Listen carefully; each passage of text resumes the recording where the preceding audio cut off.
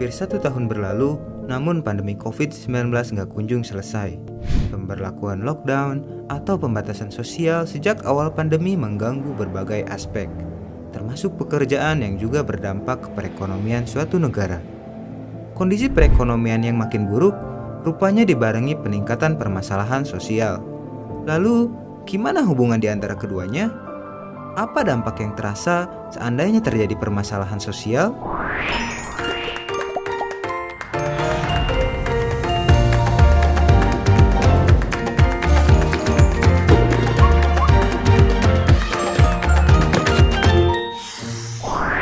Mewabahnya COVID-19 dan berlakunya kebijakan pembatasan sosial mengakibatkan adanya perubahan dalam kebiasaan hidup masyarakat. Dengan adanya perubahan ini, tentu jadi permasalahan sosial buat sebagian masyarakat dan menimbulkan berbagai macam dampak. Permasalahan sosial adalah keadaan yang gak diinginkan masyarakat karena adanya hal-hal yang gak sesuai unsur-unsur kebudayaan dan bisa mengganggu ketentraman masyarakat. Kenapa bisa terjadi permasalahan sosial? Ada banyak faktor yang jadi penyebab permasalahan sosial, misalnya faktor ekonomi, faktor budaya, faktor biologis, dan faktor psikologis.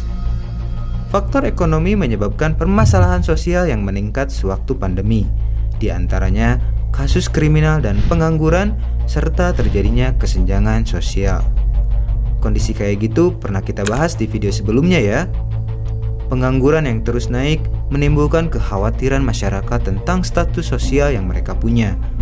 Penurunan pendapatan, bahkan hilangnya pemasukan selama pandemi menyebabkan pergeseran kelas sosial kelompok tertentu yang menimbulkan naiknya persaingan dalam mempertahankan status sosialnya.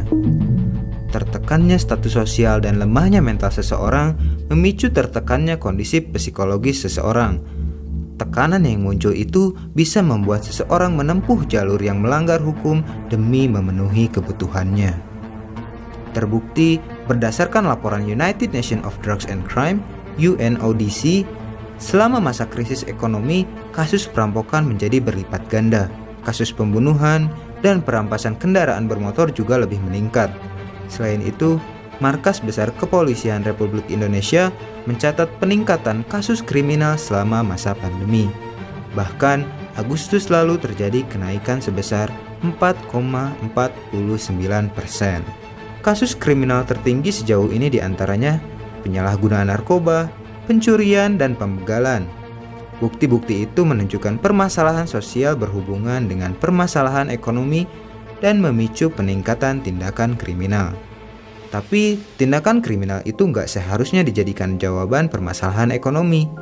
Karena sebetulnya banyak peluang lain, kayak memulai atau bergabung usaha mikro, kecil, dan menengah atau UMKM yang memanfaatkan teknologi.